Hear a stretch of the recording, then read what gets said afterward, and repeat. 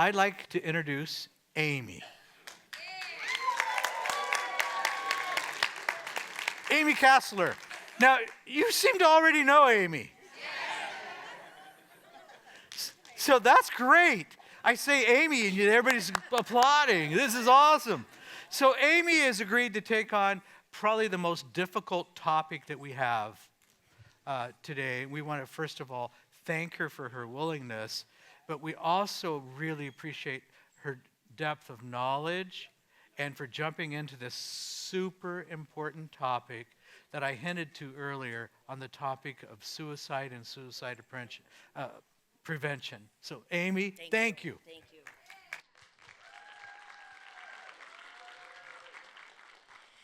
Hey, good morning, everybody. I just want to start by saying how humbled and honored I am to be able to be speaking about suicide at church. I think this is a big deal, so thank you for being here. This person behind me on the screen, his name is Kevin Hines. Kevin, in the year 2000, lived with his parents. He was an 18-year-old college student living in San Francisco, California. One morning in mid-September, Kevin got out of bed after a night of complete insomnia, which was not really uncommon for him. Months prior, he had been diagnosed with bipolar 1 disorder. Dr. Jans mentioned that, where it's really not uncommon to have sleep disturbance. He had gone many, many nights without sleep. He got up, got dressed, ate breakfast, had his dad drive him to community college. None of that was unusual. Kevin went inside to school, went to his English class, dropped the rest of his classes, got on the K-12 bus in San Francisco, which was headed straight for the Golden Gate Bridge. See, Kevin had made up his mind the day before that he had to die. Please notice the word had to, not want to. Had to die. Got on the bus, got off. Kevin sat in the back row, middle seat. And the buses in San Francisco, the setup would be everyone could see him and he could see everyone. He was crying the entire time. Nobody said anything. The guy next to him actually pointed to him and said to his buddy, "Hey, what's wrong with this kid?" The bus driver said to Kevin, "Let's go, kid. I've got a busy day." He was the last one on the bus. So he slowly walks out, gets off the bus, walks over to the Golden Gate Bridge, picks a light rail, stands there and looks over the bridge, maybe for 5 minutes. Now, if you've ever been to the Golden Gate Bridge, it's very busy. Tourists, bikers, people walking. I mean, it's just a very busy place. So as he's standing there looking over, he feels a tap on his shoulder. And this woman says to him in a German accent, "Will you take my picture?" And he thought to himself, "Lady, I'm getting ready to jump." But he says, she was on her own hype. So I took her picture, handed back the camera, looked to the traffic, looked to the bay, and hurled himself over the railing. Instantly, he uses the word milliseconds. He regretted what he'd done. This is a 5 to 7 second fall, okay? The fatality number is about 98% guarantee you will not live. There's only 40 known survivors since the bridge has been built, which was in 1937. He hurled himself over, and one of the things he was able to do was that he was able to get himself feet first instead of head first. There's not a lot of time to think, right? He just knew, I don't want to die. He lands in the water feet first. He goes down, doesn't know if he's dead or alive, looks up. He can see some light. He broke his back in the fall, but he was somehow able to move his arms. So he's going upward as much as he can. And then he says he feels something brush by his leg. And he said, great. I didn't die jumping off the Golden Gate Bridge. A shark is going to eat me, okay? Now, and here's what it was. It wasn't a shark. It was a seal. This seal had been like maniacally circling him enough to keep him afloat until Coast Guards could get there to rescue him. And in the film, The Bridge, this is where I was introduced to him, his final message to the audience was this one about the seal. I love it. If that wasn't God, I don't know what is, okay? Kevin is a Christian. Kevin is a world-renowned speaker. He goes everywhere talking about hope and prevention and how to deal with family members who have been suicidal, whether they've attempted or they've committed, okay? So here, I have his mantra on the next slide. I'd like to be able to share that with you. It's kind of my inspiration for today. Whisper less, talk more. I love that, right? I'm not sure that he's the creator of that term, but I like it. I mean, I've had people who, in counseling and even at the school where I teach, where they have a hard time saying the word suicide. There's something very taboo about it. I'm here today, though, to talk with you. My next screen shows some stats, right? And I'm not going to go over the stats, but I wanted you to see them. I want you to see this is a major mental health crisis. We need to talk about it. Right? I mean, I look at this whole room, and chances are high that in your lifetime, if not already, you will know someone who's thought about suicide, know someone who has contemplated, attempted, or even completed suicide. That's a lot of people, right? And so I think today my purpose is to share with you what I know from the research standpoint, which will be things like red flags and warning signs, what to look for. Listen, we aren't clinicians in this room, most of us. We're just people. I'm not asking you to assess. I'm asking you to pay attention and to look up, right? I think about that bus. And that story kind of changed my life. I can't tell you how many times I have asked some questions that later, even though someone maybe said, oh, I'm fine, I'm glad I asked. Okay, so to start off, since I am an instructor, I thought we'd do a little true-false. If you can see that. Let's do a little true-false, see how much you already know. I'm not going to engage you, but I want you to read them, and then I'm going to share with you just a little about what I know. So the first one. Talking about suicide is dangerous and will more than likely plant the idea in a person's head. Big false, right? Talking about it, people who have lived through an attempt will often say they wish somebody would have asked them. There's almost this feeling of relief, right? When somebody asks, because I'm telling you, people aren't going to tell you. Sometimes, but more often than not, they're not. So I really that's one of the messages I want to leave with today. Don't be afraid to ask, and don't be afraid to use the word, right? Number 2, people who talk about suicide all the time are more than likely just attention seeking. False. And I often ask students this, how do you really know? How do you know if someone's really suicidal or they're just asking for attention? Here's the answer. We don't. There is no research out there that says that people who talk about it all the time versus the people who never talk about it are more or less likely to attempt suicide, okay? So I want you to know that we can't dismiss when we hear people saying things or posts on social media where we're wondering, like, that just doesn't look right to me, okay? 80% of people who die by suicide showed warning signs. True. It's not always the warning signs we think it might be, right?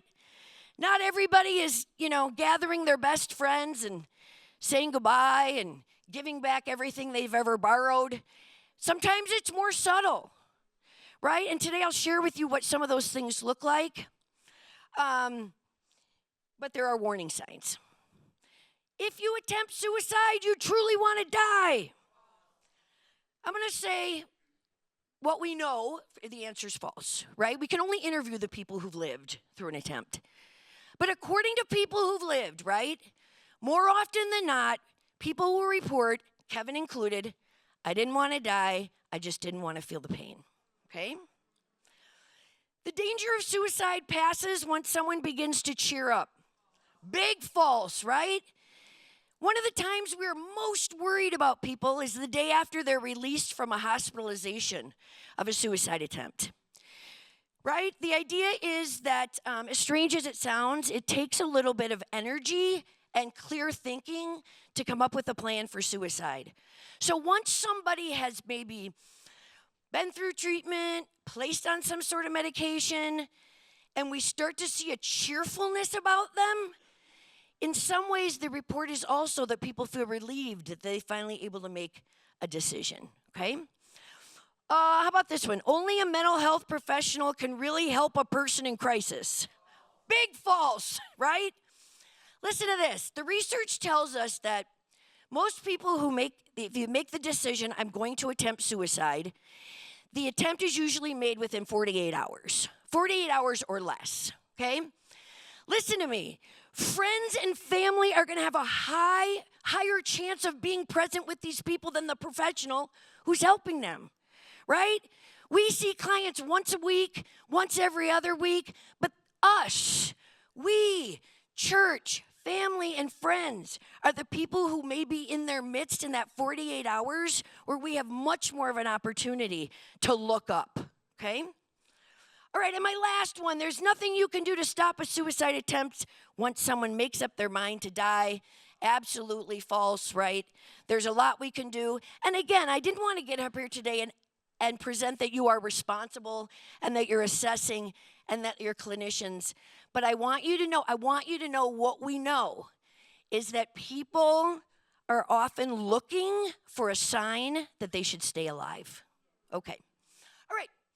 I want to share quickly just a couple, Dr. Jans mentioned this one, but I want to share a couple, definitions before I do warning signs. So I wanted you to know there is a difference between suicidal ideation and a suicide attempt. Suicidal ideation, actually, I'll go as far as to say, probably not that uncommon at some point in people's lifespan.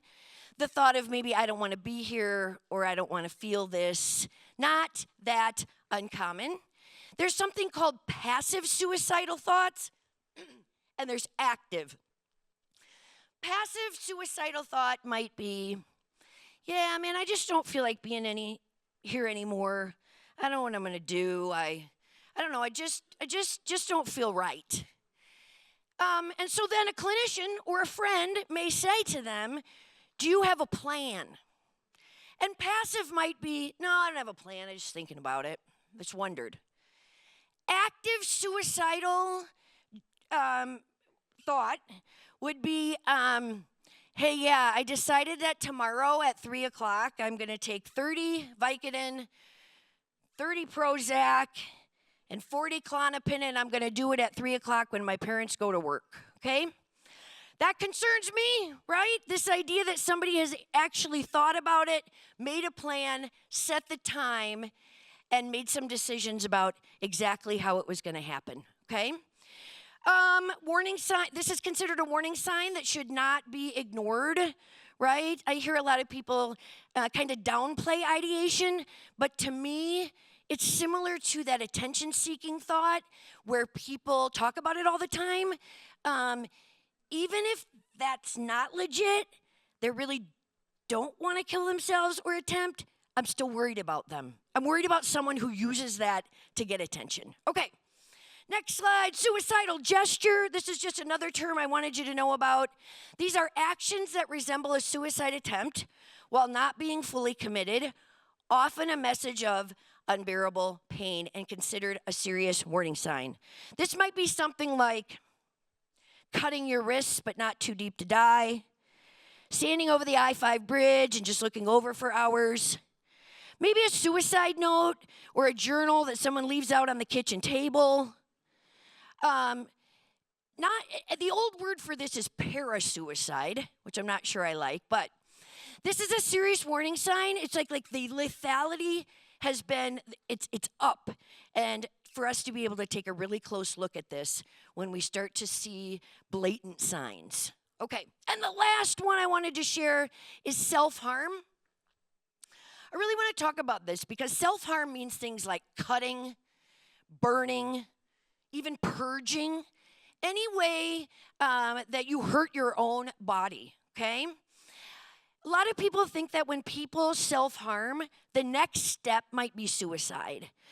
I'm here to tell you that although it's a major warning sign and not a good coping skill, it often does not equal suicide. People who are self-harmers can tell you exactly why they're self-harming. They will often tell you, I don't want to die, so I do this instead. So I just think that that's I just like to educate people on that. It's still very scary when someone self-harms, but there's often, it doesn't equal suicide. Okay. All right, so it's a big, long list. I'm just going to talk about a few of them. These are risk factors. These are different than red flags. Risk factors are something happening in a person's life that makes them more vulnerable to suicide. So I'm just going to go through a few. Again, you'll have access to these slides. So the first one, I put a bunch of asterisks by. It appears to continue to still be number one. This research comes from the American Association of Suicidology. The research there is always about 2 years behind suicide research. So this is really the most updated information that I can give you. Previous suicide attempts. If someone has attempted suicide in the past, or we've seen suicidal gesture, it often makes them more vulnerable to following through, okay? And there's another one that's not on there. Family members. It's not like we've isolated a suicide gene, so I can't say it runs in families, but I'm shocked at the number of times I'll ask a client, do you have anybody in your family who's ever attempted suicide? Oh, yes. My grandfather, my mother, my sister. We see this happening in families often where there's major depression, okay? Chronic relationship issues. And I often think about people who feel trapped in a domestic violence situation, a parent-child abuse situation. Again, if you're in a relationship that's not healthy, it does not equal suicide. It puts you more at risk. Race and identity issues. I really think about this, especially with adolescents, right? It's the time in the lifespan where you are trying to figure out who you are. And imagine if who you are is just too scary to tell people, right? I imagine having to fake like you're someone you're not and what that might do in regard to feeling trapped. Poor coping skills. Poor coping skill might be something like drinking and driving, using drugs, shopping, promiscuous sex, those kinds of things. Poor impulse control. I think Dr. Jans mentioned this too. I had a client once who drank a bottle of vodka, went to the medicine cabinet, took every pill that was in there. She didn't want to die. She just didn't want to feel the pain. I wonder how many of my clients or clients out there have died on accident, right? Like it's an accidental suicide based on poor impulse control. Financial problems, that's another big one, right? I once had a client say this to me, major debt. And he said, I feel like I'm walking uphill in gravel. And that just really put it in perspective to me. Again, that feeling of I can't get anywhere, okay? It was compounded depressed episodes. People diagnosed with psychological disorders, but like anxiety and depression, more likely, it doesn't mean you're suicidal if you're depressed necessarily, but people who already have a psychological disorder, something we want to take a closer look at. Previous abuse and trauma, substance abuse, how about chronic pain? If you've ever been in chronic pain, right? Like every single day you get up and it's the same. It affects your confidence level, it affects your belief system, it affects your mood and your attitude. And it's not uncommon that it's this feeling of giving up for people. Okay. All right, one more list. This is really important. These are considered red flags, which means lethality, right? Chances of it happening are higher. And so take a closer look. Number one, suicide talk, right? So again, and this is big on social media, right? Sometimes students will show me things that other people will post. Things like, hey, have you ever wondered what it felt like to be in heaven? Or, I really like to see what my boyfriend thinks if I'm not here anymore. How about things like, I just wonder what it feels like to no longer be present, right? That's suicide talk. And I don't have an exact quote, but I think sometimes it's not always super overt. I have a niece, and a couple months ago we were on vacation, and she texted me, and it was late at night. And she said, hi, Aunt Amy, I just wanted to say that I love you and I miss you. And I thought, okay. But then I don't know. She's never done that like that before. It was late at night. She's having marital problems. I thought, I'm texting her, right? I'm calling her right now, right?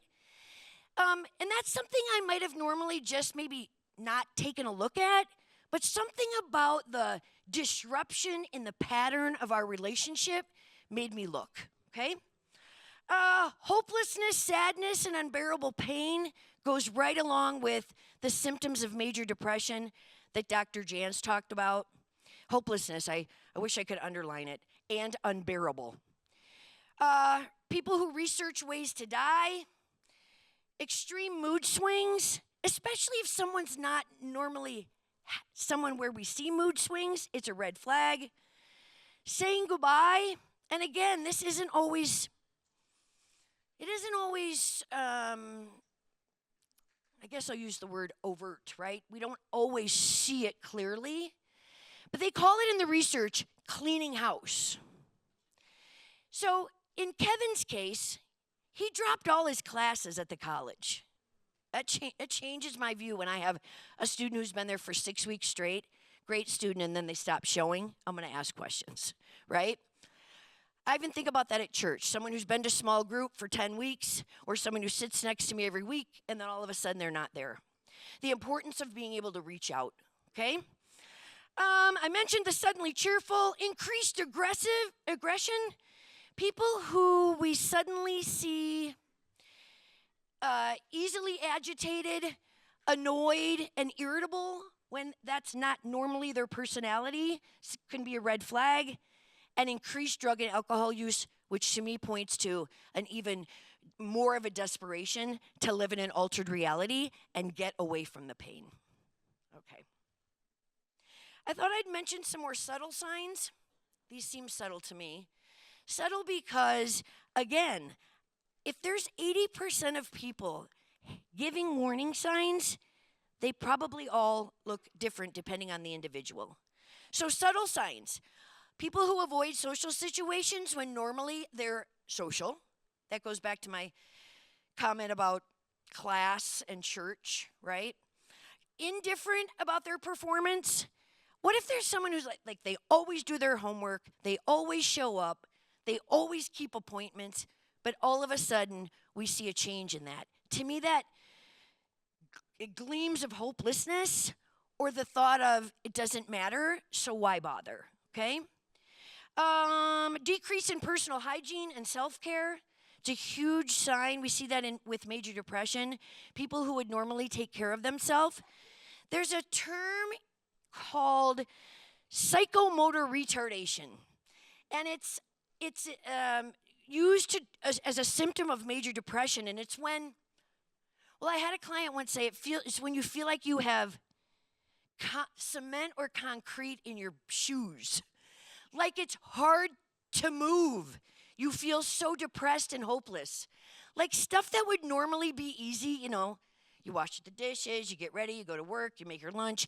Like even the smallest of tasks feel like you're unable to even do that, okay? And then careless about taking meds and keeping appointments. That to me is another one, especially if it's someone who regularly does that. Well, I get asked this question a lot. What actually pushes people? If there's a lot of ideation, people have this on their mind, they're researching it, they're writing about it. What's the difference between someone who may actually make the attempt and complete? You know, I'm not sure that I don't have an exact answer, but I do want to tell you this from the research. One of the things we know when there's compounded grief, trauma, and hopelessness, someone is more likely to attempt suicide. It was the one thing that I could find, right, is this people who have the means and people who have continuously felt the pressure and the hopelessness becomes completely overwhelming. And again, I'm not asking you to assess, right? I thought today I don't want to make people feel like they're in charge of this or that they have to do a suicide assessment. But more importantly, for you to recognize people in your lives who may be experiencing this profound hopelessness that just continues time after time, okay? All right, couple of protective factors. Protective factors are things in a person's life that makes them less likely to follow through with a suicide attempt, okay? And usually, sometimes you have to dig really hard to find these, but these are some that I've collected over time. Look at, I highlighted the word connected.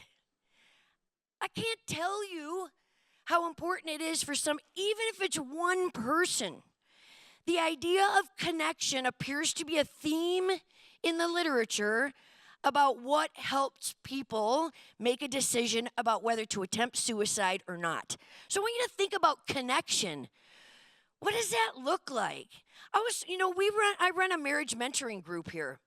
And one of the ways I think that we have realized has been important is people who come to our group, then we see them at church, we can say hi to them and we can connect.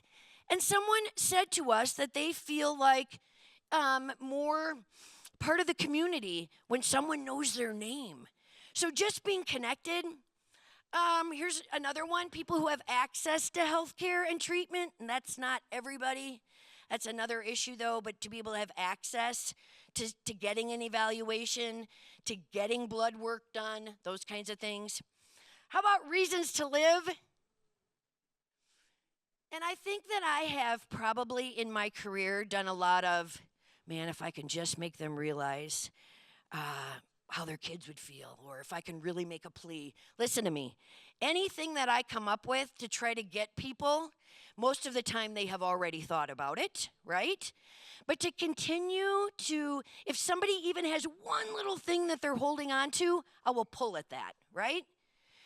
Reduced access to lethal means, right? I mean, again, we know people who have a gun, people who have access to meds, more likely those kinds of things will make them more vulnerable, okay? How about this? Religious or moral obligations to suicide. Listen to me. If I have a client who says the only reason I'm not going to kill myself is because, I don't know, God won't like it, I'm going to grab onto that, right? You know what I mean? That can be big. I've had students say, why do you ask people what their religious belief is? I said, I'm telling you why. Because a lot of times, that's like the anchor for people, right? It's like this major anchor despite the hopelessness. So these are some protective factors. I know that we could add more, but let's keep going. Okay, some more barriers to help before I give you the good news, right? How about this one? Stigma and discrimination. Stigma is where something negative is attached to the word or the term. So how about suicide, right? Listen to me. Although there might be some signs and warning signs, most people don't tell people. And I often think, if you're that much pain, why don't you tell somebody? Now listen, here's what happens, and I hear this from students. I'm not going to get locked up at St. Pete's. Here's me. We don't have enough beds to lock people up, for one thing. You know what I'm saying? But people really believe this. I've had people say, I don't want to be in a straitjacket. Right? Like these. So these are like, oh, I don't know. These are things we must get from the media. But a lot of that is attached. And so that's why, again, I say ask, because people aren't always going to tell you. misinformation and fear, and then lack of access to health care. So today, before I end, I'm going to make sure that I want to let you know that everybody in this room has access to something that would help in prevention. Okay. All right. And here we go. So how you can help, because people, I think, worry, right? Can I help? And maybe I don't know what to say. And I'm serious. In my career, there's times where people have alluded to suicide, and I'm like, please change the subject. Please change the subject, right? Early on, because I was afraid that I didn't know what to say, but I've learned that it's some pretty small things that can help in prevention. The first one, again, like I said, ask the question. I can't say that enough. And when Kevin Hines does all his guest speaking, he talks about that a lot, like the importance of giving it a voice. We all know, right, that things in darkness grow big. And so bringing it to the light is one small thing that you can do. Be there and listen without judgment, like just sitting there. Help to keep people safe. And again, this doesn't mean, you keep them in their car until somebody can come but I think just sitting with someone for a little bit of time, whether it be staying after here at church or even at work, but just long enough for someone to feel the connection. Again, helping them to connect and to follow up. There's many times I've made a phone call later that night or maybe the next day. I have this major fear of not following up. So I do a lot of that, right? Or, hey, I haven't seen you. Just asking some questions. And although, again, these might seem, I don't know, easy, or they're not, and they're not small. Okay. How not to help. I think this is important too. Don't say, I know how you feel. Right? I just don't think that's a helpful comment. I had a boss once who said, you don't have to fall off a 1,000-foot cliff, Amy, to know what pain feels like. And he's right. So I have some ideas of what it might feel like about what people are going through, but I would never directly place myself right in their shoes. Don't say get over it, right? I know this happens, right? I had a student who said she was suicidal and her dad grounded her. Because I think people don't know what to do, right? I love this one. Don't say there's a tornado in Arkansas. Be thankful that you have what you have. Not helpful, right? Don't ignore warning signs. Don't keep it a secret, because sometimes someone who's struggling will ask you to, right? There's so much stigma about mental health. This idea that it means that you're crazy, or it reminds me, if you study the history of mental health, I'm actually not surprised people are afraid. This spinning chair and hydrotherapy and lobotomies and all those things, they're real, and they're like deeply seated beliefs that we have. And don't tell someone to pray harder. Here's what I say. Pray with them, pray over them, pray for them. But this idea of you're not doing enough is again not helpful and feeds into the hopelessness, right? I would never say that it's not, not helpful. I just think we have to be careful about adding this idea that you're not have enough faith. Yeah, okay, good. We're doing great. Okay. So here we go. Gosh, I'm doing good on time. All right. So again, this whisper less, talk more. I think I'm going to get a t-shirt made, right? I love the idea. It doesn't just go with suicide. It goes with all major mental illness. And I wanted to give you some resources. Is my 9-8 up there? Yeah. That bottom one to me is actually most important. If you don't know that, 988 is a crisis line that you can call anytime, day or night, and be connected with a trained professional. You can chat with them, messenger. You can text them or talk to them, right? Because I've had clients say, I'm not calling somebody at 2 a.m. You can talk to these people. And if you have a friend and they're saying to you, man, I don't think I can make it through the night, you can 988 it.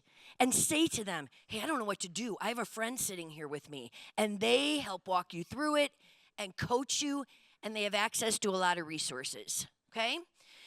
We have a crisis text line also here in our community. And then we have Thurston and Mason County Mobile Crisis Team. I know that they go with police officers a lot to de-escalate when there's mental health issues, but they are also, they are a community resource. They will come out and they will do an assessment when a professional person or you're just sitting with someone who's a friend and can't do it. Okay. All right, so I would like to end. This is perfect. I'm going to end with a quote from Ernest Hemingway, and I love it because I think it sums up everything I meant to say today. So, Ernest Hemingway, he's a writer. He said, in our darkest moments, we don't need advice. What we truly need is the power of human connection, a quiet presence, a gentle touch, or the smallest gesture that reminds us we're not alone. These acts are often the anchors that hold steady when life seems overwhelming. Let us remember the importance of simply being there for one another. Thank you.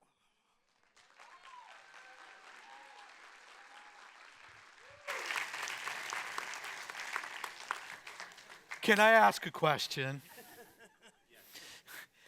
I was just thinking about what's the suicide ideation and suicide rates with our youth. Yeah. And I think of the 12, 17-year-old range. And Amy, if we have a son or daughter, or we have an adolescent in our life, and can you just speak to that for a minute? Because they sometimes speak a different language. They do. You're right. It's a bit tricky with adolescents, right? When you look at some of the criteria for things like depression, anxiety, and bipolar disorder, adolescents fit all the criteria because often of where they're at in the lifespan, but they may not have the diagnosis. The other thing that concerns me is often we will write off adolescent behavior as just being adolescent behavior, when instead it could be something much more serious. I think, so paying attention, again, asking. Here's another big one that I've learned. When adolescents, they often don't want to hang out with their parents. They'll spend a lot of time sometimes in their bedroom or being isolated. That's normal. When they stop hanging out with friends, that is a major red flag for adolescents. I would pay attention to that. And you're right, this is a large group where we need to invest much more counseling and resources for this group. Yeah. They're a hard one. You're right, because their symptoms intertwine with being an adolescent sometimes. And sometimes they're really impulsive. They are. And they have not, I often think this too, I've lived long enough to have 25 years of adult thinking. This idea that I know if something bad happens to me, the sun will come up tomorrow. Adolescents don't have enough life experience to know that. You know what I mean? A breakup could mean, it could feel like your life is over forever. Yeah. Yeah.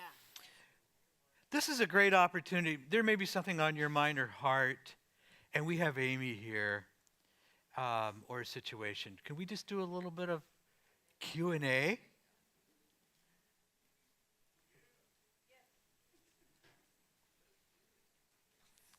I see that hand. Go right ahead.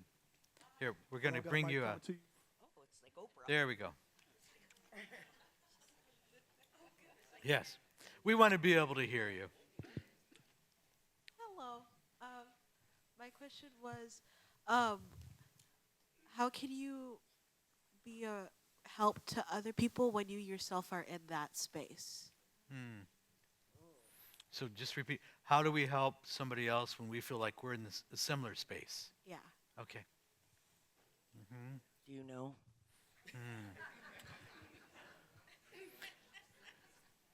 Yeah. Well, one of the things that I would want to make sure, it's that whole thing of the oxygen mask coming down first. I want to make sure that I'm taking care of me before I'm helping somebody else. Because if I'm overwhelmed, I'm more likely to maybe not be as equipped, or I may say things I may later regret. And so I'm going to say we're always going to take care of ourselves, but I want to make sure that other person is cared for as well.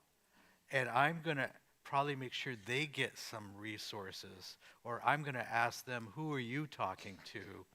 But I'm not going to carry that myself if I'm in a similar struggle. That's good.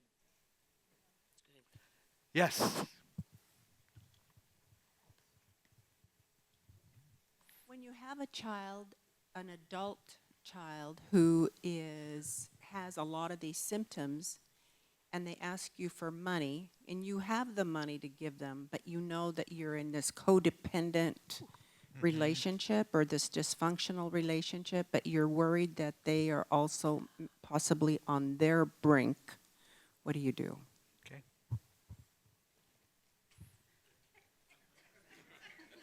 You know, I sure appreciate these easy questions. Yeah, thank you.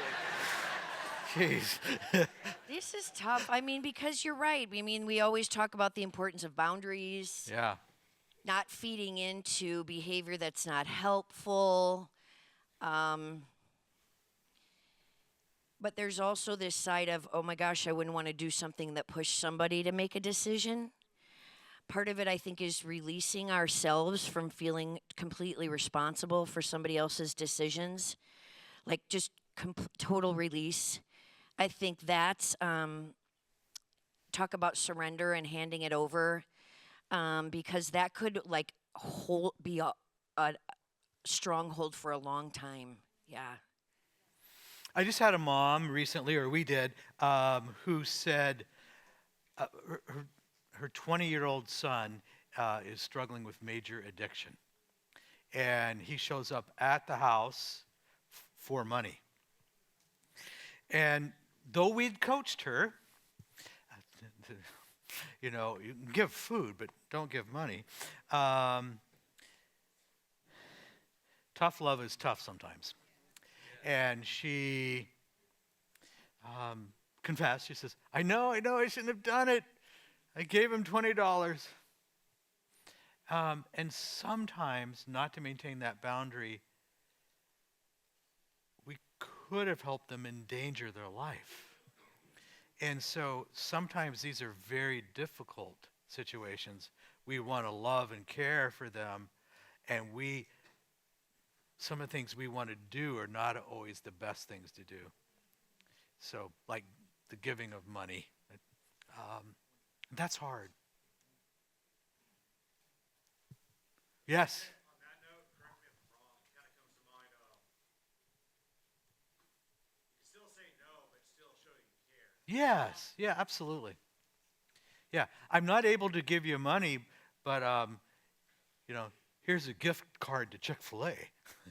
You know, whatever. I'm more saying there might be a deeper, like you could explore, ask those questions that might be like, what else is wrong? Yeah. Yes, yes. Connecting in a different Yeah. Yeah. Good. Thank you for that. How do you deal with, I can only talk personal. I have somebody in my life that has been really toxic and I'm trying to get out of my life, but they're also very suicidal right now. And like that part. It's tough too, right? Because of this idea of I don't want to push someone or be responsible. Often, that can be a manipulative tool, right? To keep people in that relationship or keep it frozen. I mean, it's really powerful. Yeah. Talk about I mean, that's one of the most powerful threats. If you leave me, I don't know what I'm going to do, and that leaves you hanging. But and so again, though, we can't be responsible for the decisions that other people make, and I think we can again show kindness in other ways. But just I think being aware of how much that really is a trap of a tight hold. And probably in some ways a pattern in that person's life in lots of other different places. There is a manipulation that can sure be there, isn't there? Yeah, and it can hook us in because we feel like if I don't do the right thing, Yeah. and they have that power over us, right? So I'm going to make sure that somebody else knows what's going on. I'm not going to carry this one by myself. And I'm going to make sure somebody else is, in a way, supervising them so that I can make the needed exit I need to make. Good. I would like to ask, for one thing, I absolutely appreciate you guys being up here and getting the word out for mental health issues. My huge question is, how do you reconcile with your own belief if somebody commits suicide? How do you reconcile, am I going to see them in the afterlife? And then, as a survivor of a family member that has committed suicide, how do you work with dealing with the shame and the guilt of, if I didn't help more, what could I have done differently? Thank you. There's always going to be, that's what suicide does. It always sets up, what should I have done? What could I have done? And then we next incorporate self-blame. I should have known, or if I only. The reality is, when a person has decided, they have decided, and we've probably loved and done all that we can. And so that's something that is so common that we feel that. And then we carry it. You talk about the shame. Yes, I have a family member who took their life, and just the potential shame associated with that. And then there's the survivor guilt that comes along with that. One of the things, and you asked us a question that's a difficult one, and that question is, will I see them again? And how did God judge this, right? And you'll probably notice that different religions have different points of view with that. And that's a question that just keeps going on and on. Amy, did you want to add? I don't know. Oh. I thought she had the answer. No. I asked that myself, so. Yeah, and okay, if we were to ask in this room who has been affected by suicide, it's either a family member or a friend. Most of us know somebody, or it's just, two people away from us. So there's a suicide epidemic, and our culture's not valuing life, and it says we're done. It does. Time is up. But just how we see that there's some questions that we will not have the answer to, and I look at God's loving grace, and there are people that we are going to be really surprised that we see them in heaven. I believe, but I'm going to go, Lord God, in your loving grace and mercy, I give this to you. And that's a hard place to come to.